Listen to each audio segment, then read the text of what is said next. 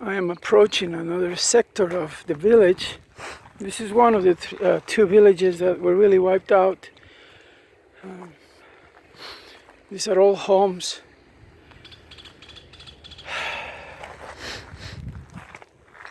You can see the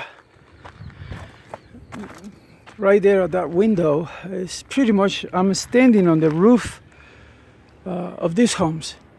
So I would imagine, I don't know how many feet would have been here to the street, to the ground level. But certainly these are the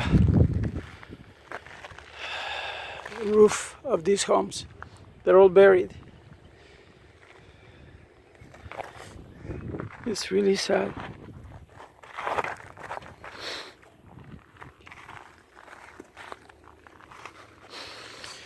Wow, I found this little guy here. It's like a teddy bear, I guess.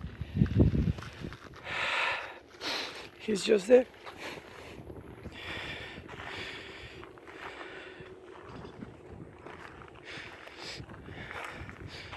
I think somebody tried to create a memorial here